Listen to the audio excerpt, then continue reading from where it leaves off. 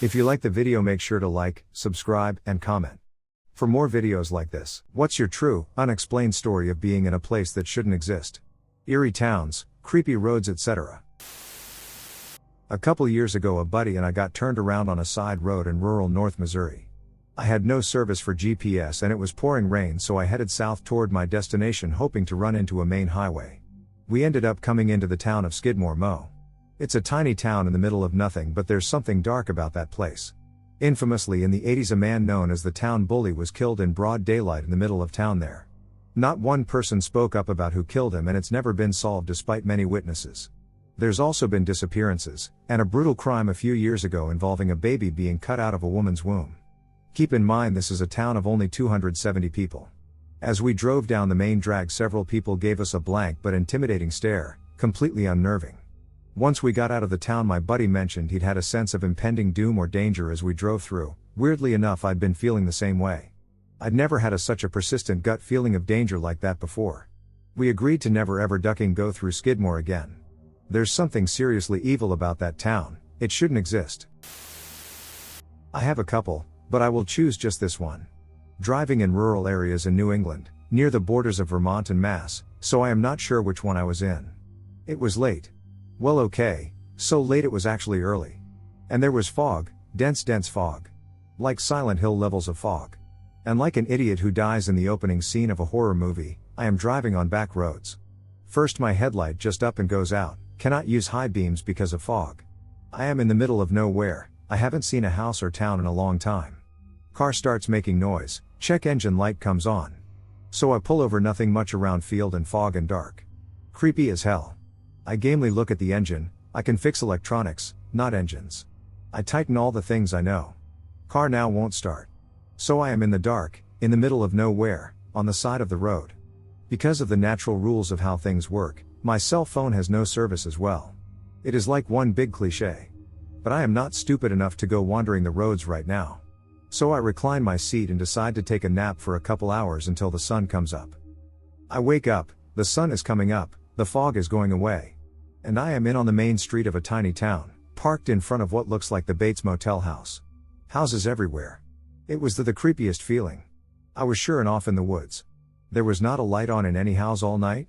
There was a service station 50 yards up the road. I walked up to it, talked to the guy, who looked perfectly normal. He walked over to look at the car, asked me to try to start it. And it did. Ducking thing turned over right away. And both headlights were working. I drove on, never got the name of the little village, and I couldn't find it on a map. I always felt like I was in this big setup for a horror movie that just didn't pan out. Not just one, but there's a whole lot of places in rural NZ that will scare the shit out of someone who isn't used to it. Hell, even some of my Kiwi friends would sometimes be like, "Duck, no, I'm not hiking out there with you guys, good luck." If I had to choose one, we were doing a 5-day hike, had pretty good maps and directions. Now there's a lot of nationally funded huts throughout the island, very well marked. We found this one random hut that was definitely not on the maps, with a bunch of older guys just hammered partying inside. And this was way out of where these guys could have just walked up from town to party in for the afternoon. No gear whatsoever, just the craziest looking 60+ guys hammered in this random unmarked cabin. When we came back by later, the place was absolutely empty and musty, so they packed up their trash and stuff, but it still seemed all gross and dirty. We were all kind of baffled. Did we actually meet all these crazy hillbilly old men partying in the middle of nowhere? They obviously weren't going up there to clean it up, and where the hell did this cabin even come from just in the middle of these mountains? And how did they just randomly hike up there with cases of beer and booze and speakers? Group of us are camping at a big state park with a bunch of horses. We had more people than horses, so my best friend and I go out riding just the two of us, then came back and switched out for the larger group to go. At the time we're in our early 20s, while everyone else on the trip is 30s, 40s. They had made a bunch of jokes when we left about not getting lost, because it got dark fast and we were in the middle of nowhere in the mountains. Which means, of course, when they go out, they got lost. To make a long story short, one of the women forget to mention she was on a few new medications and convinced the rest of the group to follow her down a steep deer trail. A different rider had had surgery and a green horse and had to bail off, and this all accumulated with them calling us to come save them. In the dark. In the middle of nowhere. They originally wanted us to bring a horse trailer, but neither of us have driven one before and the ones we had were massive, so we take a car and go try and hunt them down. They said they'd found a road and dropped a pin in it on Google Maps, so off we went. The road was hidden off a highway. It's pitch black outside by now and we can only see a few feet ahead of us. The road immediately turns to gravel, and starts to shrink in size the more we go down it. Then it starts to go up and down increasingly steep hills. The whole time we're joking and laughing, until we run across a house. It's one of those farmhouses you know shouldn't be inhabited because it looks like it's about to fall over. It's got barbed wire and shit all over the lawn, and a dark figure watching us from porch the closer we approach. Could have been a person. Probably was a person, but like I said, it's dark. We managed to find our people, turn the car around and get whoever needs to be in the car in it. My best friend and I take turns between driving and leading horses, with the car in front going slow because shit is steep, the horses are tired and misbehaving. The riders are all upset at one another, and we know we're gonna have to take this whole parade on the highway, in the dark, because it's the only way back to camp. I never mentioned it to anyone, but the house wasn't there on the way back. When I was a kid, we would go to my grandparents' summer camp on the Hudson River, a little upriver from Waterford and downriver from the GE plant. They had about 15 other families as neighbors, and all of us kids would ride bikes and play tag, and occasionally go swimming. They had been dumping PCBs in the river for a long time, with the blessing of the New York state government, so when they got caught, they were forced to buy up some of the land around the plant, which included the lot where my grandparents had set up camp every summer. They found another lot a little south of their original spot, and occasionally, we would hike through the woods to the original spot. Where once we had played, and laughed, and swam. It was dead. Even surrounded by trees and upstate NY wildlife, it was like some primordial vampire had leached the summer energy from all 16 cabins and trailers. It was spooky as duck. One time I was hiking around Arkansas with my wife and lost track of time. We ended up being too late for a camp spot at our intended place, so we had to search for another one. Eventually we found a sort of ranch where the owners often let campers stay who had nowhere else to go, so all was good. It was a bit crowded with other campers, so we had to ask these college-age kids if we could camp next to them on their spot, and they agreed. The kids were nice and even helped with our tent, but kept us up later than we wanted because they were loud and getting wasted well into the night. Anyway, we wake up in the morning and I'm just eating breakfast and getting ready and stuff went out of my eye. I noticed someone coming out of our neighbor's tent, but I didn't recognize her. It was a woman who was much older than the kids from last night, followed by her small daughter. The college kids from last night weren't there, but the actual stuff was the same. It was still their tent, their chairs, their car, same everything except for the people. It was really surreal. Everything was literally the same about our neighbors, except instead of them being 4 college kids, they had been replaced by an older family of 3. In northeastern Ohio, 23,000 acres are devoted to the Cuyahoga Valley National Park. One fine hot humid Ohio day some decades ago, before cell phones and GPS, etc., I went out for a day hike and got caught in a huge thunderstorm. I was soaked to the bone and more than a little unhappy, but in order to get somewhere reasonably dry I started looking for the next closest road. I had been hiking the park for years, but I had gotten all turned around and couldn't get my sense of position no matter what I did. Bear in mind you don't have to go too far in those hills to be completely surrounded by a lush, verdant and isolating forest. That's where I was, and it was still raining. I came up along a fence and started to follow it. It brought me out to a road lined with houses in disrepair. Yards overgrown. No people. No traffic. Trees growing out of storm drains, utility poles falling over, power lines disconnected and down. In retrospect, it looked like something out of The Walking Dead if the zombies stopped mowing yards. It took me about 20 minutes to find the end of the street where it terminated into a maintained area and then into a small town that I recognized, but that was a creepy 20 minutes. One night in rural Georgia I found what seemed like an alternate reality. It wasn't creepy at the time, but over the years I've started to get creeped out by how unusual that night was. It was late at night and I was driving home from the Atlanta airport. Along the way I got hungry and decided to pull off at an exit that had a Waffle House. I don't even remember the name on the exit or what town this was in, but it was in western Georgia, maybe an hour or so from Atlanta. For those that don't know, nearly every Waffle House is the same. Same building setup, same menu, same food, and even the servers all seem cut from the same cloth. They're no-nonsense people, and often seem a little rough around the edges, in a good way. Waffle House is a reassuring constant in an ever-changing world. But not this Waffle House. You could tell the difference from the moment you pull into the parking lot. The building was bigger than usual, mostly windows, and lit up the area like a beacon. I go inside what can only be described as the cleanest Waffle House I've ever seen. It practically glowed. Instead of just booths along the wall, they had actual dining tables, and the kitchen was behind a wall. Normally you can watch the cooks prepare the food just feet from the booth. There didn't seem to be any other customers either, which is practically unheard of. Everyone goes to Waffle House, especially late at night after drinking. An attractive and incredibly pleasant woman bustled up and took my order, but otherwise left me alone in this bright restaurant that should have been filling up with people.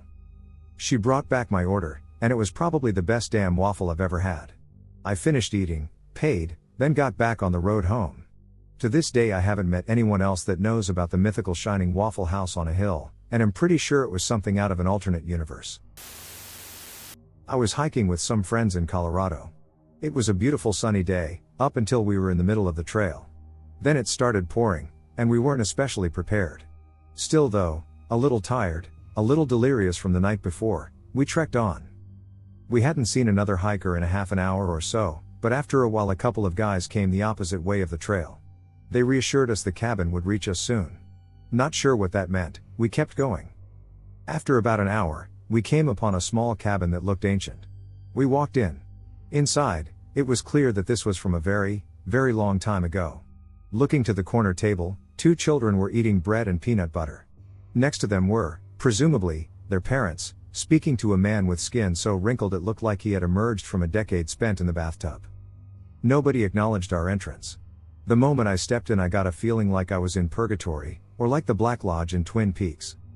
I turned around and saw a newspaper clipping attached to the door. In the center, a picture of this old man. The headline read, 109, Native American tribe name, can't recall, man loves to draw. After reading that everyone exchanged weird looks, and we left after 5 minutes but what felt like days.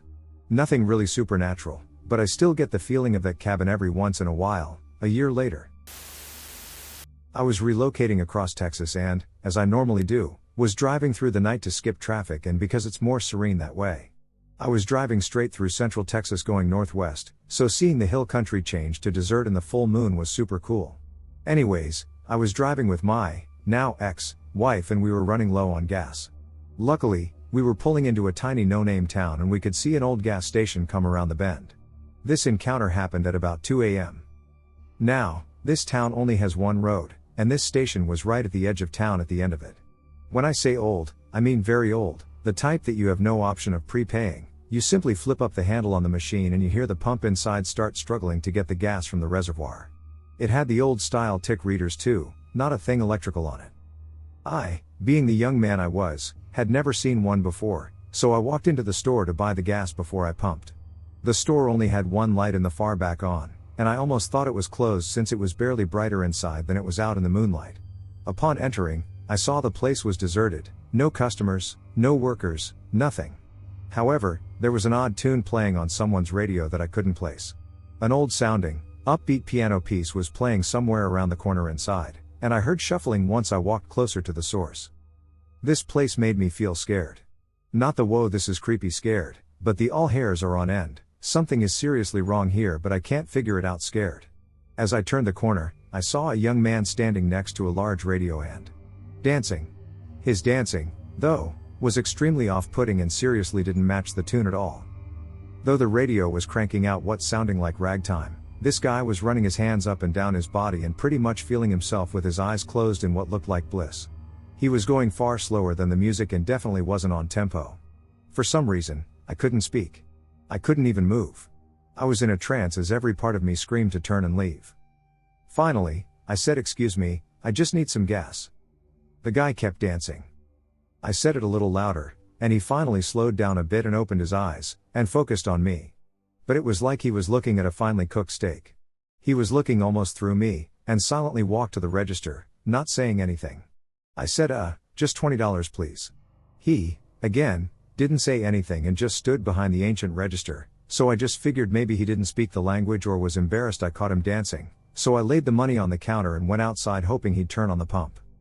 I filled up, told my wife about the weird-ass scene in there, and turned off the pump to kill the horrible grinding noise from the interior pump fighting against gravity to get the gas up. Weird thing is, when we were leaving, I looked back in the window and the guy was still standing there behind the counter. This may sound fine, but my money was still on the counter in front of him. It was like he was a robot who just turned off once I left. This is where it gets super weird.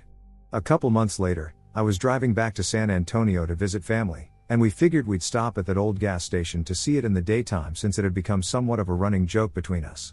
We pulled into this tiny town, and the thing was gone. The lot it sat on at the end of the road wasn't even there. It was just grass. No rubble, no old pump, no lighting, nothing. It was like somebody picked it up and moved it. It looked like nothing had been there for years. Still get freaked out thinking about it. There's this old abandoned hotel a couple hours away from me. It's not like a modern hotel, but like an old Victorian house that was turned into a B&B. It's totally boarded up, big fence around it with barbed wire. Apparently it's pretty damn haunted. In high school, me and some friends went to go check it out. It's in the middle of a circular road, not a roundabout, but you can go around several times before feeding back onto the main road. It takes about 90 seconds to go around this circle. Anyway, the first time we drive through, all the shades on the windows are drawn. We drive around again, only half of the shades are drawn. The next time we drive by, all the shades are open. We drove around one last time and all the shades were drawn again. We freaked out and drove the hell out of there. By my hometown there was a hiking trail that people went to very infrequently. It was along the side of the Niagara Escarpment, so it had some climbable cliffs, and some very shallow caves that you could crawl around on. I went with some friends when I was 19-20 and we were crawling around and found a cave that went pretty deep. We had never been in there before, had never even seen it before.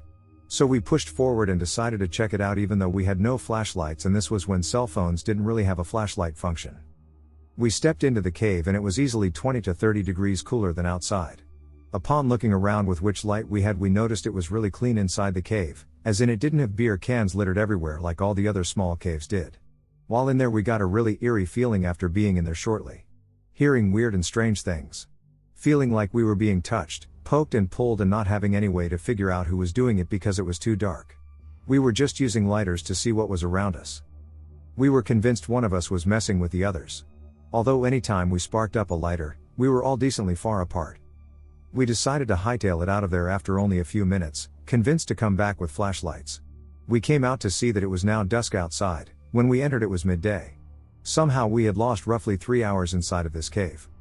We went back with flashlights the next week, but have never been able to find this cave again. 1. There is a town right near me in Pittsburgh, Pennsylvania, Lincoln Way in Clairton, Pennsylvania, where a whole street full of families disappeared overnight back in the 70s. Everything, bills, food, clothes, etc., was left behind, no trace of them to this day. You can go on Google Maps and look it up. The houses are abandoned and almost closed off from the rest of the town. 2. There was another instance that I'll never forget. I read it here on a creepiest Google Map places. A man in Canada decided to drive until the highway stopped, sometime in the past couple years. I believe he started in Winnipeg and kept going N/NW until he ran out of road. About 1 to 2 hours before he got to that point, he saw a lot of cars parked off the side of the road. Keep in mind that there wasn't a single gas station or store nearby and hasn't seen a house for quite some time. There was a lot of about 30 to 35 cars, old cars, want to say from the 50s or 60s, and in the distance he saw a cavern entrance that was faintly illuminated by light. He noticed the tail end of a group of people dressed in all black walking in. No signs were around advertising it, and he said he couldn't find anything about it on Google Maps. He posted this a year ago, and that trip was even further back from that. I reached out and tried to get any markers or nearby areas I could do my own research by, but he said he could not remember specifics. Still makes me wonder to this day what was going on there.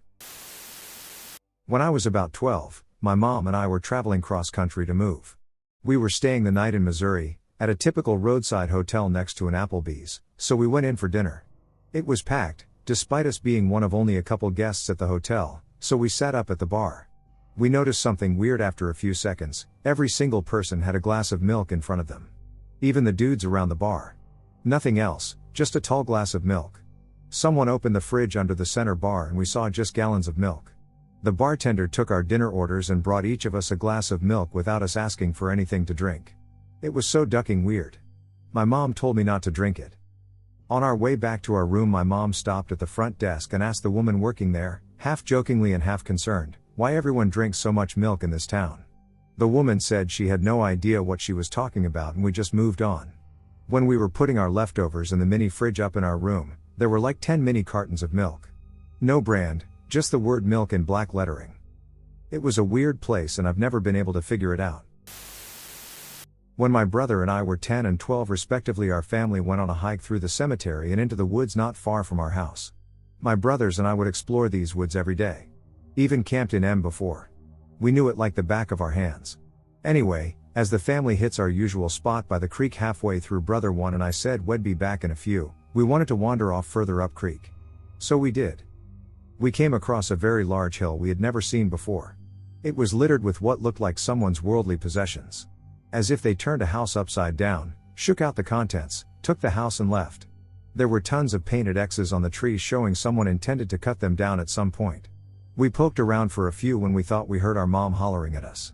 So we turned tail and walked maybe 20 feet back down the hill to where our parents were. The entire encounter was maybe 45 minutes long, on our end. As soon as our mom saw us, we got the beating of a lifetime. We had actually been gone almost 4 hours. She never saw us walk up any hill and remembered seeing us meandering down the straight path by the creek, not turning up a hill that was 20 feet away. She and her husband and our other brother combed the woods for over 4 hours screaming our names and couldn't find hide nor tail of us. We pleaded our case and even tried showing her the hill. Surely she was messing with us. So we stomped up to the turnoff for the hill and it was gone. Nowhere to be seen. For years we explored the woods determined to find the ducking hill. We covered miles and miles of off-path woods. As we got older we mapped it out. To this day that hill does not exist. We never found it again. Never found the weird furniture, toys, clothes, and other household items that were scattered across the hill. And never met anyone in the area that had a clue about the hill. We probably just wandered way further than we meant to, but I always found it weird that we never found the hill again. About 6 years back my mom, my brother and me took a road trip from SoCal to Seattle. We stopped at couple places along the way to make it a long trip. The way back we're driving through Oregon and it starts snowing. It's about midnight, so we decide to get a room, spend the night and head out back in the morning. We see this really ugly sign off the freeway saying hotel next exit, so I take the exit and head up. It goes up a hill and back down and it's just a huge clearing. Small little motel, there's cars there, looks full. It's like a bunch of bungalows all closed off and split into rooms. The cars all are parked in front of the rooms except like one room. I go up to the middle bungalow door where it says office. I walk in, some guy come out the back and he was obviously sleeping and I had woke him up. I ask for a room and he says, hold on man, let me handle something in the back real quick. The guy lets out this massive gnarly fart. Stars low and ends high. Pretty sure he had to wipe after that one.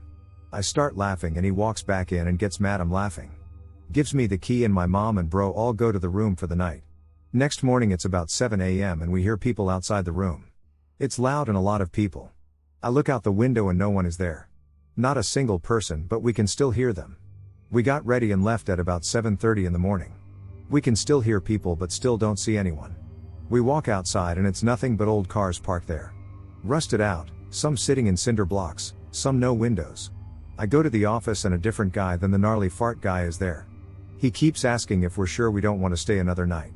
I say no and we get in the car and remembered we saw a McDonald's like an exit or two back. So we backtrack, get breakfast and we start heading back home. On the way back we pass a sign that says no facilities next 20 mics or something like that. We don't see the bootleg sign we had seen the night before. After that we made sure we only stayed at big motels off the freeway. My friends and I saw something very scary while camping. All of us forgot to bring matches, so my friend went looking for people to give us some. When he came back, he told us he found this abandoned campsite he wanted to show us. When we got there it was seriously weird. It had obviously been a family staying there, since one of the tents had 2 girls' names labeled on it. If they left the campsite, they did so in a hurry, since several items were left behind. The creepiest thing was every tent there was slashed open down the middle from top to bottom. If it was a bear or other animal, I thought the cuts wouldn't have been as clean, and there might have been 3 slash marks instead of 1. I'm very glad we left that day. Where I live there's an abandoned mental hospital. For real. It's so creepy, and until very recently there was no real security on property.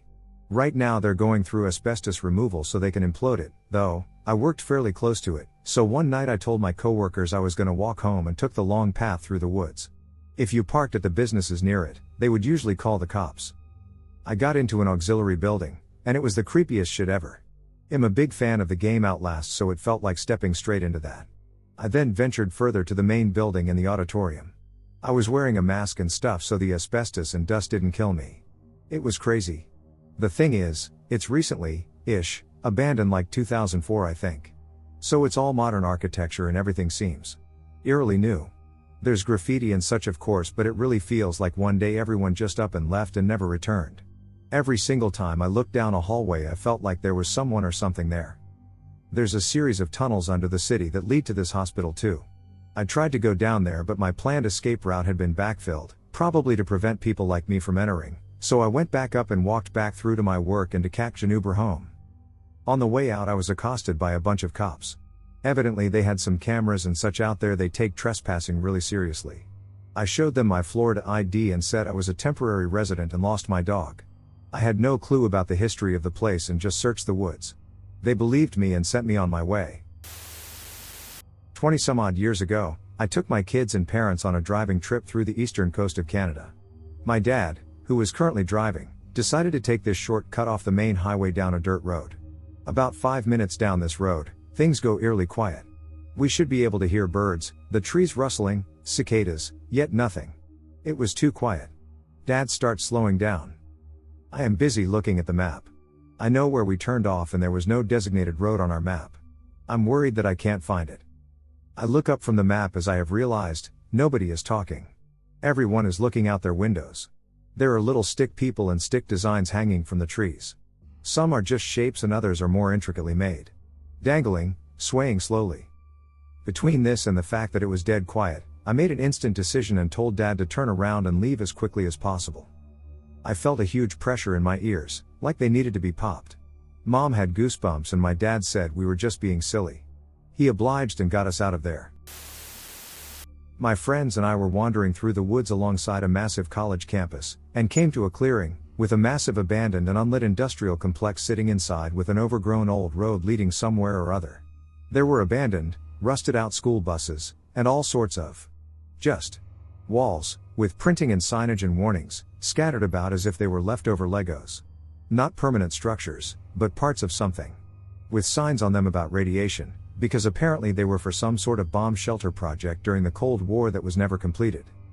Apparently, decades ago, this college built an entire power plant to power the school, but it never worked, so they abandoned it. And removed it from all maps. And it was weird as duck discovering it while tripping balls, but at least we stole some cool signs. I'm not sure if this counts. Driving down to Florida through rural Georgia, my husband and I were hungry and needed to go to the bathroom. I have no idea where we were, but it was one of those long stretches of absolutely nothing that you come across in the southeast sometimes, so we were glad when we saw a gas station at an exit. If I remember correctly, it was the only thing there. We got out of the car and noticed that there were a lot of people in the parking lot, not doing anything, just parked around the edges of the building talking and letting little kids run around, but they didn't seem to be part of a traveling group, if that makes sense. They just seemed to be hanging out. We got a very weird vibe, because they all seemed to look at us as we got out of the car and went inside. No one was inside the store at all, so we went to the bathroom and were looking at the food for sale when everyone, and I mean everyone that had been outside, poured into the building all at once. Even though we were hungry, we got weirded out and left without buying anything. To this day I have no idea where we were and why that one gas station was the only building in the middle of nowhere. I later described it as feeling like one of those places in a movie where people wander into a place, and get chased through the woods and eventually eaten by the townspeople. So, my best friend and I are driving from Texas to Kansas City. We wanted to pick up some taco cabana for a friend in KC on the way back, so we wanted to find the closest one to KC. Google Maps says there is one on the way, just like 2 hours away from home. Score, right? Wrong. When we get close, it is near 2 a.m. We have been driving all day. We are tired. Google Maps tells us to get off the highway, so we do. It drives us through a small town, Christmas lights and banners hanging, street lights on and everything holiday levels of cheer. Apparently the place isn't in the town, which is kinda ducky, but hey, fast food Tex-Mex. We keep driving, the roads get dodgier and dodgier, until Google Maps has us turn down a literal dirt road. Another mile or so in, and Google Maps calmly says, "You have arrived at the destination. We are surrounded by trees on all sides. It is pitch black. It is getting foggier by the second." I turn the car around and GTFO. We can't cancel the Google navigation, but instead of saying rerouting, that cold robot voice just keeps repeating. Turn back. Turn back. Turn back. I have to figure out how to get back on the highway, and it is made all the harder by the sudden death of the town. The lights are gone. The buildings are closed down and run down. Everything that had been alive 10 minutes ago was rubble and regret. My friend is losing it, thinking we have entered Silent Hill. I am furiously driving, watching blankets of fog roll in behind us at every intersection. At last, I find the on-ramp and get back on the highway. Sometimes I want to go looking for that town. Most days, though, I am smarter than that. Here's mine. Near where I live there is a little town called Ridgeview Park. My friend was talking to a new girl, and we were scoping out where she lived so he wouldn't get lost on his upcoming date when we took a wrong turn. After a slight decline, the road sharply rose until we crossed some train tracks and were met with a fence about 20 feet tall made from wood pillars about the size around of telephone poles. There was a gate that was open, so we drove in. Once inside, there is a single loop that winds through the whole complex. Only wide enough for one car. One way in, one way out. In the middle sits a large dome/church. The houses that surround it are all square 2-story homes painted brightly in strange colors. There is a drained community pool off to one side with grass growing in the basin. Lined up along the very back of the loop are 50 to 70 single-car garage doors, all right next to each other. No house appears to have their own. It was strangely quiet, and as we drove past the homes, residents would step outside and watch us. The loop isn't too large, and we eventually made our way around and exited through the gate, and some people walked closer watching us leave. Haven't seen anything else like it. Their website is password protected, and their Facebook page is private. The part you can see says it is a summer community that started out as a Methodist camp and still has religious services, and that they only sell homes to members of the family. Such a creepy vibe to the whole place, and we try to drive through at least once a year, when the gate is open. Many years ago, a friend and I decided to visit our mutual friend at her university and spend the weekend with her. We had extremely detailed directions to follow, and we were told the trip should take about 3 hours. While nothing went wrong on our drive, it seemed to take forever. I don't remember exactly at what point the woods started, but I do remember traveling through these woods for a long time, perhaps an hour. We were already well past the 3-hour time frame my friend had given us by the time we left the woods. When we finally reached my friend's college town, it was nearly 4.5 hours since we'd left. We didn't get lost. We never hit traffic or stopped for more than a few minutes. But we quickly forgot about it since we were happy to spend the weekend with our friend.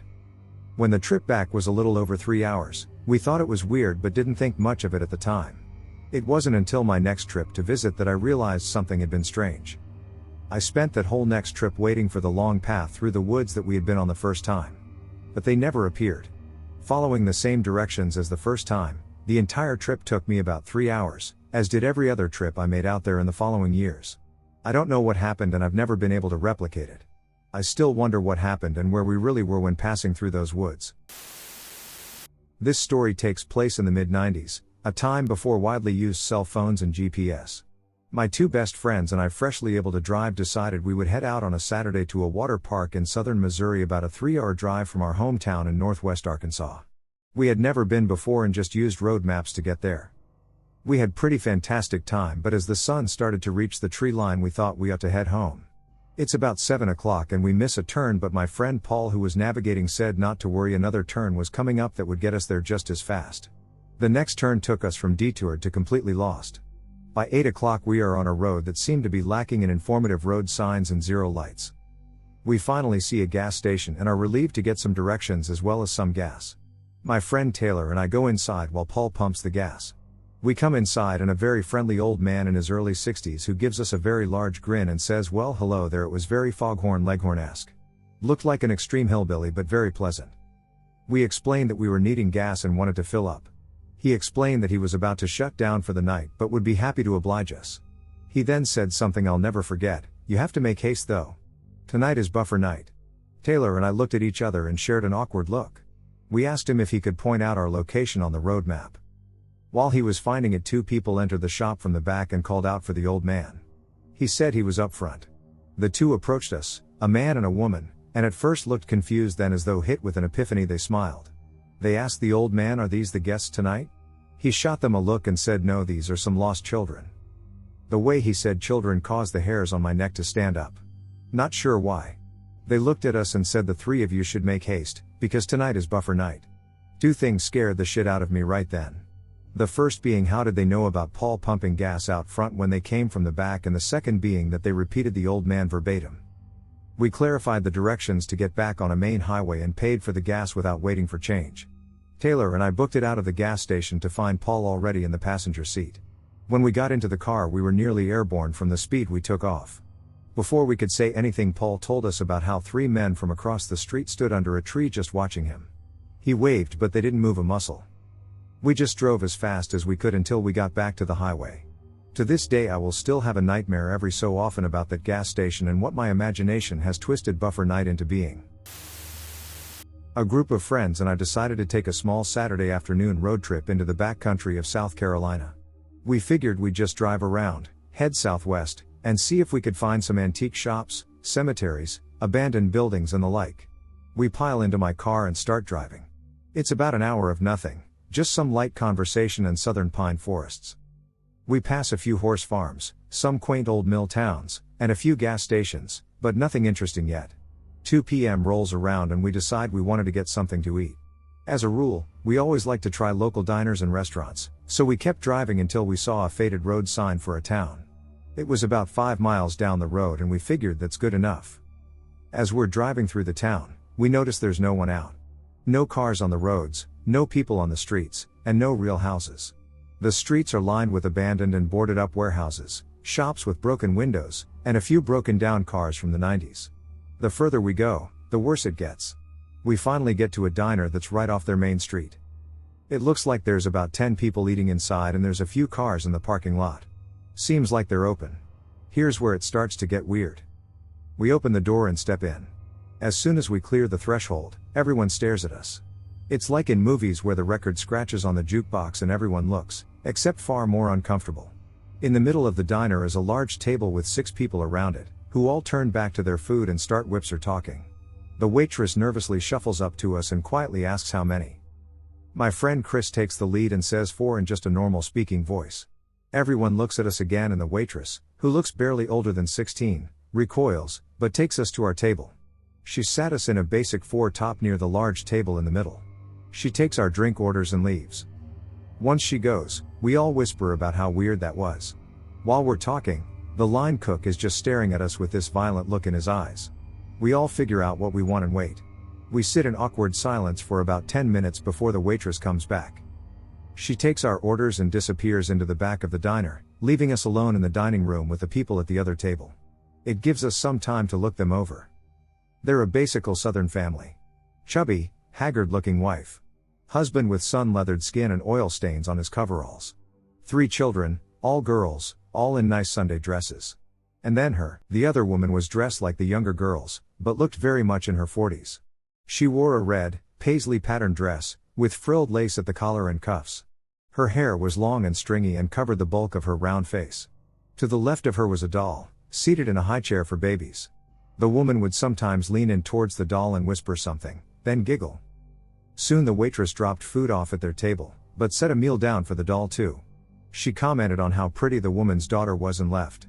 About 10 minutes later she came back with our food, silently left it, gave us the side eye, and walked away.